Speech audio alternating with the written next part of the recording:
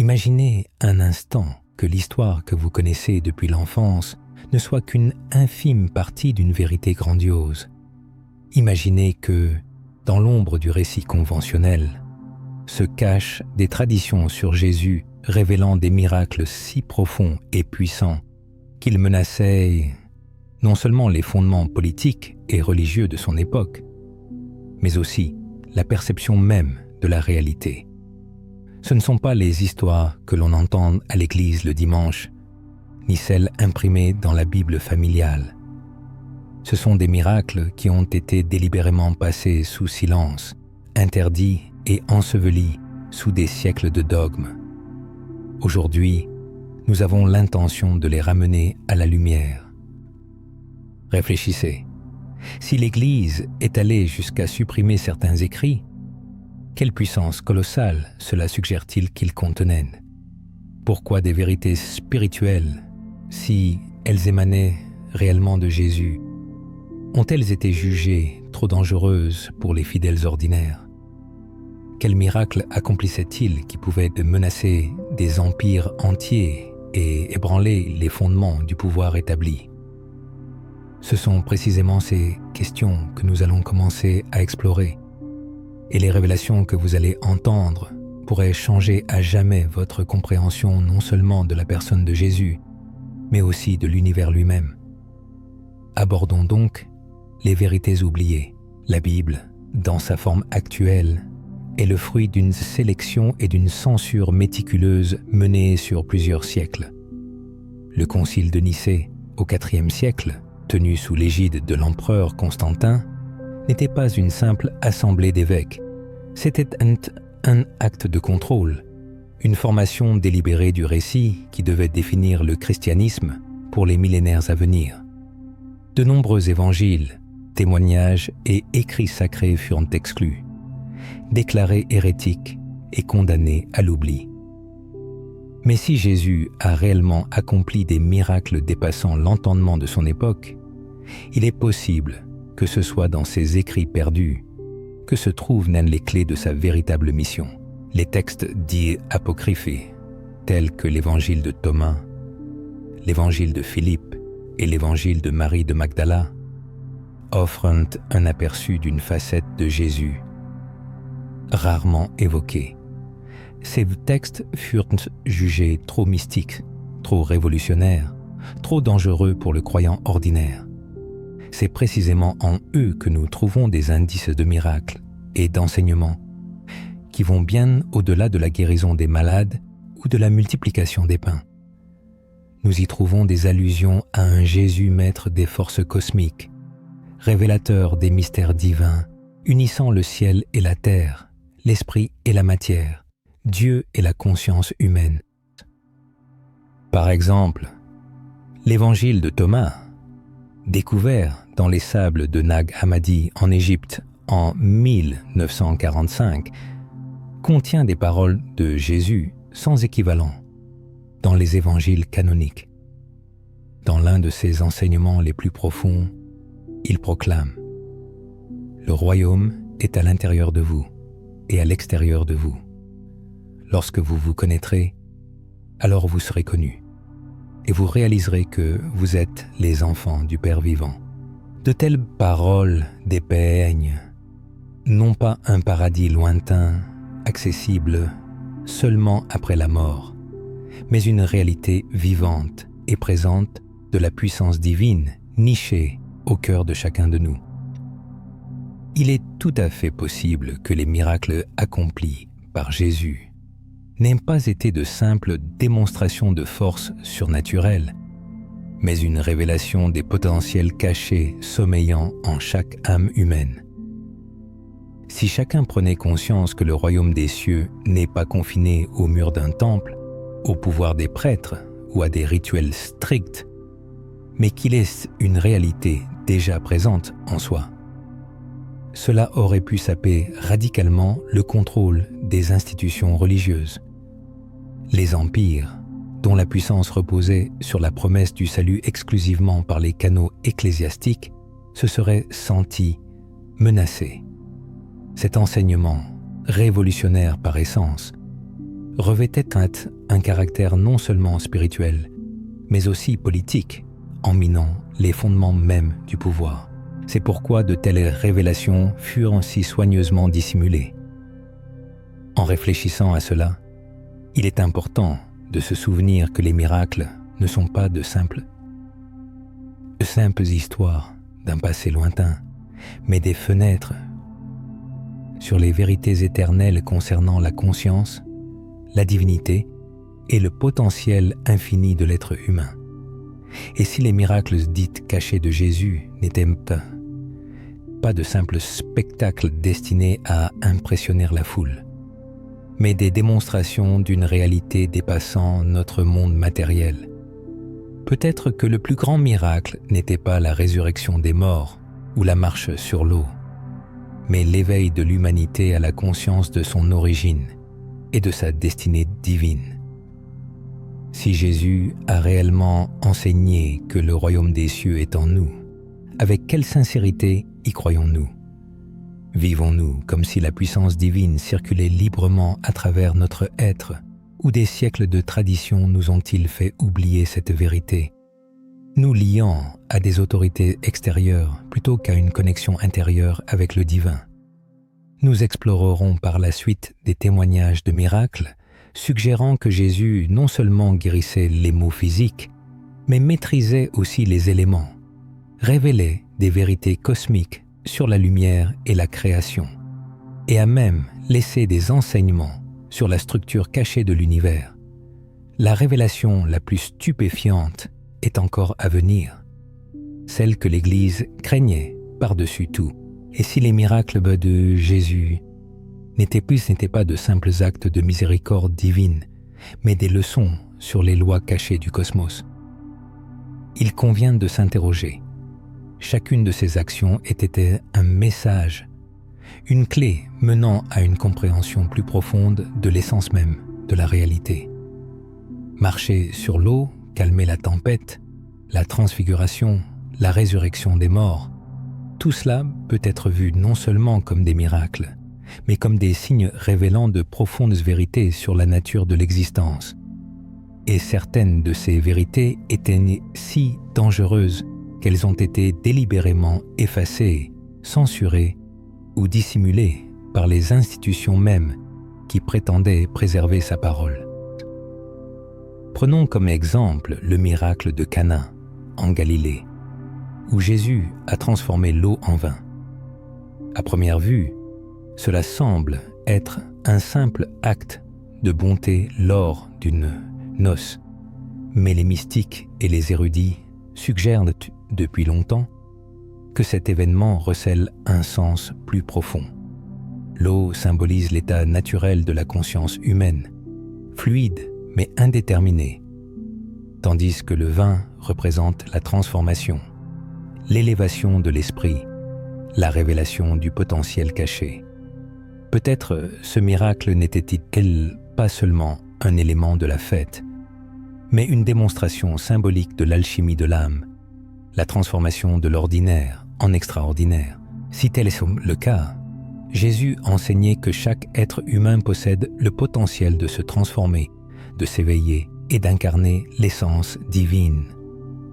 L'essence de l'enseignement de Jésus devient encore plus intrigante à l'examen des textes apocryphes. Certains d'entre eux le décrivent comme possédant la connaissance d'énergie cachée, parfois appelée lumière, esprit ou feu. L'évangile de Philippe mentionne des mystères de la lumière et de l'union, suggérant que l'enseignement de Jésus s'étendait au-delà des principes moraux pour pénétrer le fondement même de l'être. Des chercheurs comme Elaine Pagels, professeure à l'université de Princeton et experte des textes gnostiques, soulignent que ces écrits présentent Jésus non seulement comme un prédicateur de l'éthique, mais aussi comme un porteur d'une sagesse cachée, un maître de l'illumination intérieure, de l'union des contraires et de l'éveil de l'étincelle divine en chaque personne. Une question légitime se pose.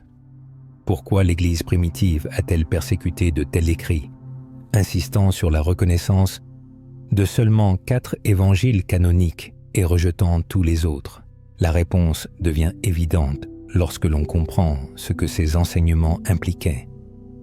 Ils affirmaient que la présence de Dieu pouvait être ressentie directement, sans l'intermédiaire de prêtres, de temples ou d'autorités extérieures. Ils proclamaient que la connaissance divine n'était pas le privilège de quelques élus, mais le droit inaliénable de chaque âme. De telles idées, si elles s'étaient largement répandues, auraient sapé les structures de pouvoir cherchant à contrôler la foi, et c'est pourquoi elles furent même condamnées à l'oubli.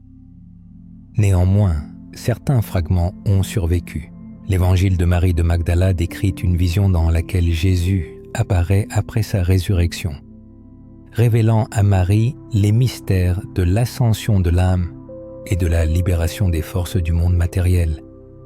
Il parle de surmonter les maîtres de l'illusion, ces puissances qui maintiennent l'humanité dans l'ignorance et la peur. On peut imaginer à quel point ces enseignements devaient paraître radicaux à une époque où les empires exigeaient une obéissance et une soumission inconditionnelle. Ils impliquaient que la véritable liberté n'est pas politique, mais spirituelle, et que l'âme humaine possède un potentiel dépassant toutes les puissances terrestres. Il n'est pas surprenant que de tels écrits aient été interdits. À la lumière de ce qui précède, les miracles accomplis par Jésus acquièrent une nouvelle signification. Quand Jésus calmait la tempête d'un mot, apaisait-il seulement les vents marins, ou montrait-il à ses disciples que les tempêtes intérieures, le chaos de la peur et du doute, peuvent être domptés par une conscience éveillée au divin? Quand il marchait sur les eaux chaudes, était-ce un simple acte surnaturel ou une leçon montrant que celui qui est aligné avec les réalités supérieures ne se noie pas sous les vagues des difficultés terrestres? Ces miracles, considérés à la fois symboliquement et littéralement, ouvrent la voie à une vérité plus profonde que Jésus prêchait. La voie de la maîtrise non seulement du monde matériel, mais aussi de soi-même. Quelle tempête dans votre vie pourrait s'apaiser si vous croyez sincèrement à la présence divine en vous? Sur quelles eaux pourriez-vous marcher si la peur cessait de dicter vos actions? Dans les traditions anciennes, on trouve des allusions à des miracles encore plus énigmatiques, indiquant que Jésus possédait la connaissance de la trame même de la création. L'évangile de Thomas contient une phrase saisissante. « Fendez un morceau de bois, et je suis là. Soulevez une pierre, et vous m'y trouverez. » Ces mots impliquent une vision de la réalité où la divinité est présente en tout, non pas confinée à un temple ou à une montagne sacrée, mais habitant chaque élément de l'existence. Ce miracle ne réside pas dans une action, mais dans la perception, une transformation de la conscience qui permet de voir que le cosmos tout entier est imprégné de la présence divine. Les enseignements religieux alternatifs présentaient Jésus non seulement comme un guérisseur des maux physiques, mais aussi comme celui qui guérit la perception elle-même, ouvrant les yeux de ses disciples à une vision entièrement nouvelle du monde. Il enseigne à voir Dieu non pas comme une entité lointaine, mais comme une présence immanente et omniprésente, non pas limitée par des rituels, mais vivant dans chaque souffle, chaque pierre, chaque être vivant. Ce miracle de la vision transfigurée, ce miracle de l'éveil spirituel est peut-être le plus dangereux de tous, car une fois que l'on perçoit le divin en tout, on n'a plus besoin d'intermédiaires pour se connecter au sacré. Les miracles connus jusqu'alors ne sont que des portes vers des mystères qui dépassent toute imagination. La révélation la plus stupéfiante, expliquant pourquoi les autorités ecclésiastiques craignaient tant ces enseignements, est encore à venir et pourrait changer votre perception non seulement de Jésus, mais aussi de vous-même. Prenons par exemple la résurrection de Lazare, l'un des miracles les plus spectaculaires décrits dans les évangiles canoniques. Ramener un homme à la vie après 4 jours dans le tombeau n'était pas seulement une démonstration de puissance divine, mais un défi direct à la plus grande peur humaine, la mort. Mais que se passerait-il si cet événement n'était pas un simple fait historique, mais une parabole, un enseignement ésotérique codé en action, révélant des vérités sur la résurrection, la renaissance et la nature éternelle de l'âme. Dans les textes ésotériques, la résurrection est souvent considérée non seulement comme un événement futur, mais comme un éveil qui se produit ici et maintenant. L'évangile de Philippe contient une affirmation surprenante. Ceux qui disent qu'ils mourront d'abord et ressusciteront ensuite se trompent. S'ils ne reçoivent pas la résurrection de leurs vivants, ils ne recevront rien à leur mort. Ces mots indiquent que la résurrection est une transformation non seulement du corps, mais aussi de l'âme, son éveil à la réalité divine de son vivant en ce monde. Est-il possible que la résurrection de Lazare n'ait pas été un simple retour à la vie physique, mais une démonstration de la capacité de l'âme à s'élever au-dessus des chaînes de l'ignorance, de la peur et de la mort spirituelle? Si tel est le cas, le miracle de Lazare cesse d'être une histoire lointaine pour devenir un appel adressé à chacun. C'est une invitation à s'éveiller maintenant, à sortir de nos propres tombeaux de désespoir, de conformisme et d'aveuglement spirituel. L'enseignement de la résurrection comme un éveil présent représentait une menace sérieuse pour les autorités de l'époque, car une âme éveillée est incontrôlable. Un homme qui a connu la vie éternelle ne craint ni les tyrans, ni les empires, ni la mort elle-même. Cet enseignement était révolutionnaire, c'est pourquoi il fut réprimé. Plongeons encore plus profondément dans les mystères. Certaines traditions anciennes, y compris des écrits liés au judaïsme mystique et au christianisme primitif, parlent de Jésus comme possédant une connaissance secrète de la création elle-même. Le prologue de l'évangile de Jean proclame « Au commencement était le Verbe, et le Verbe était avec Dieu, et le Verbe était Dieu ». Des philosophes comme Philon d'Alexandrie comprenaient le logos, le Verbe, comme le principe divin qui façonne et soutient l'univers. Si Jésus incarnait le logos, alors ces miracles n'étaient pas des violations des lois de la nature, mais des démonstrations de ses vérités les plus profondes. Les vérités cachées ouvrent de nouveaux horizons de compréhension. Des universitaires comme Bart Ehrman et Elaine Pagels rappellent que de nombreux textes ont été déclarés hérétiques non pas en raison de leur fausseté, mais à cause d'une interprétation trop large et mystique de Jésus, qui menaçait les dogmes orthodoxes. Si chaque miracle est la manifestation d'une loi universelle, alors marcher sur l'eau devient une leçon sur le dépassement du monde matériel, nourrir la multitude une leçon sur l'abondance spirituelle, et guérir les aveugles une leçon sur l'ouverture de l'âme.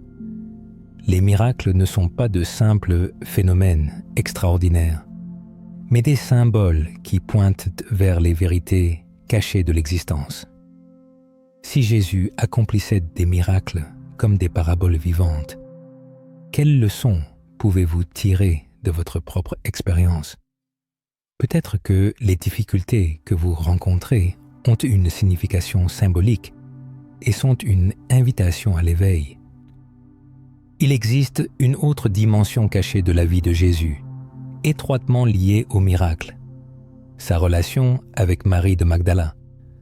Dans des textes comme l'Évangile de Marie, elle n'apparaît pas comme un personnage secondaire, mais comme une disciple qui recevait des connaissances secrètes directement de Jésus, comprenant ces paroles plus profondément que les autres, même Pierre. Cela défiait les structures patriarcales de l'Église primitive, qui ne pouvait admettre l'idée d'une femme comme porteuse des mystères divins. Si Marie de Magdala s'est vue confier des enseignements sur la résurrection intérieure et l'union divine, alors le miracle de l'éveil n'était limité ni par le sexe, ni par le statut, ni par le pouvoir, mais était universel. Cette universalité est peut-être le plus grand miracle de tous, l'étincelle divine, présente en chaque être humain, attendant d'être révélée. Ces récits, cachés, résonnent dans le cœur, nous rappelant notre véritable origine, notre destinée et les forces qui sommeillent en nous. Les fragments trouvés à Nag Hammadi témoignent que Jésus parlait non seulement de la résurrection intérieure, mais aussi de réalité cosmique, de dimension de l'être au-delà de la perception sensorielle. Il apparaît comme un connaisseur des mystères de la lumière, du son et de la création, ce qui fait écho aux anciennes traditions de savoir sacré découvertes en Égypte, en Mésopotamie et en Inde. Des chercheurs comme Rudolf Steiner notent des parallèles frappants entre les paroles cachées de Jésus et les philosophies mystiques d'autres cultures anciennes.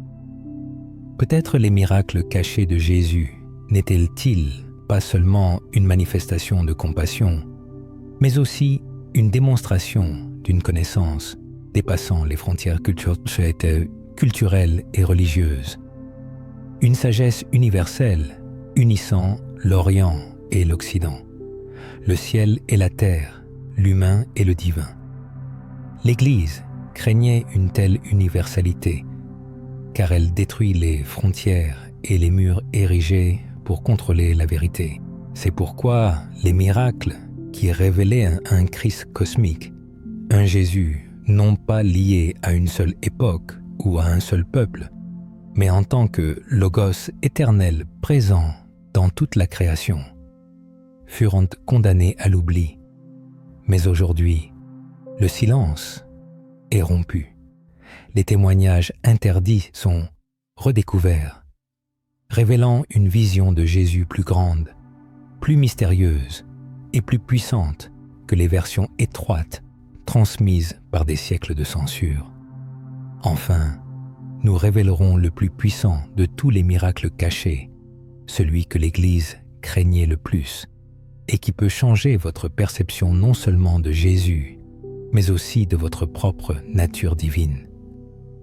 Le moment est donc venu pour la révélation finale et la plus profonde, le miracle caché de Jésus qui inspirait la plus grande crainte aux autorités ecclésiastiques. Jusqu'à présent, nous avons parlé de guérison, de résurrection, de la maîtrise des forces de la nature et de l'éveil, de la vision intérieure.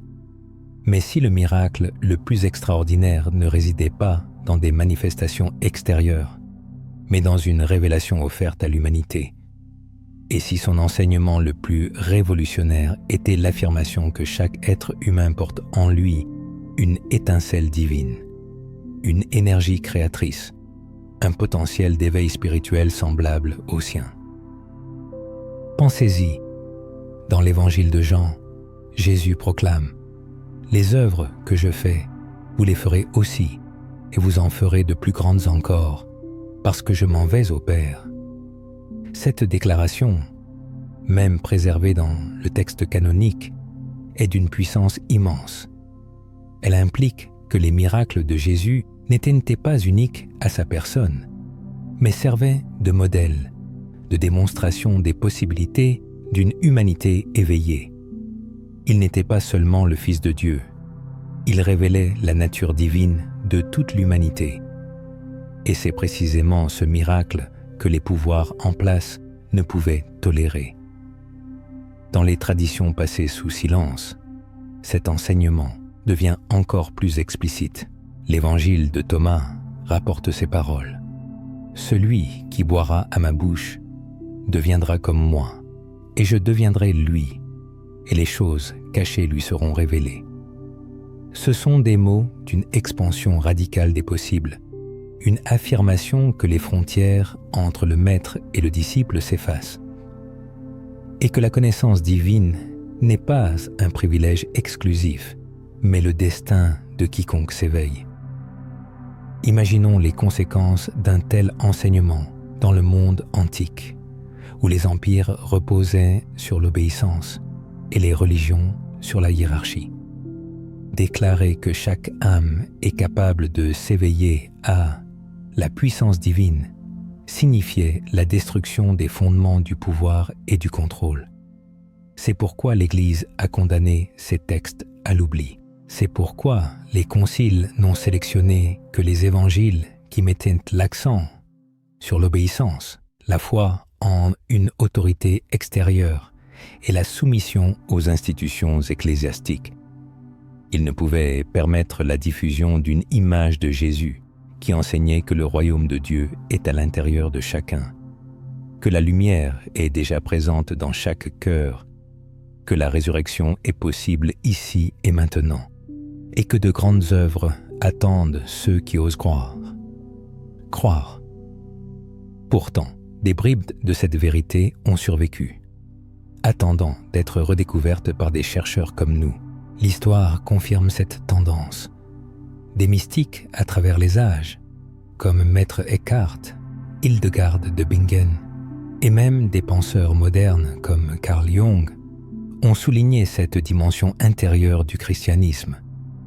Ils nous rappellent que la véritable transformation commence à l'intérieur, que le miracle de l'éveil n'est pas confiné au passé, mais qu'il est vivant aujourd'hui dans chaque âme en quête de vérité.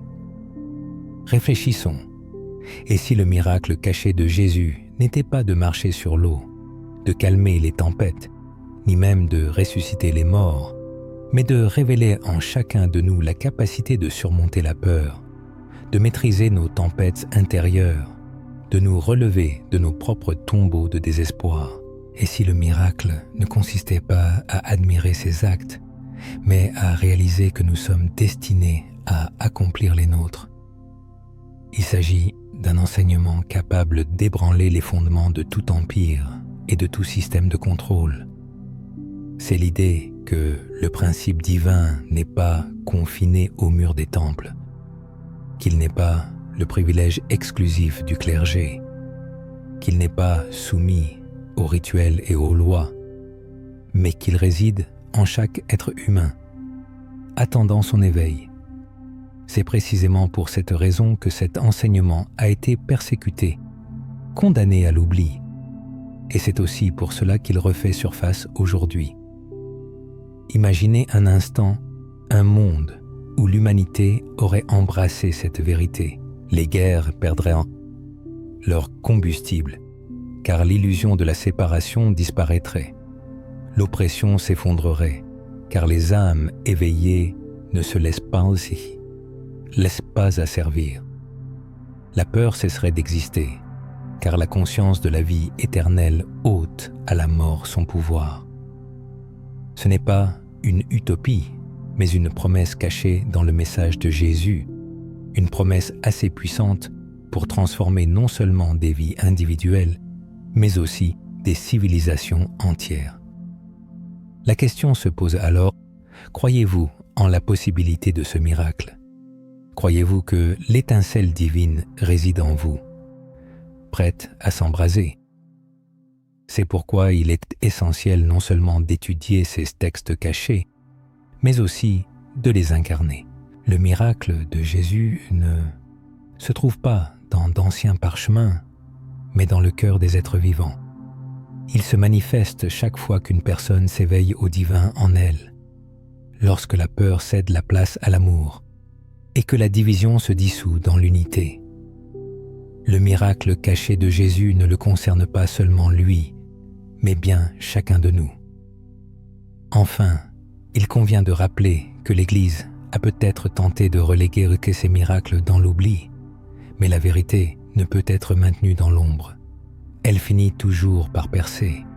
Les sables de Nag Hammadi ont révélé leurs secrets, le murmure des mystiques ne s'est jamais tu, et maintenant, cette vérité vous est parvenue.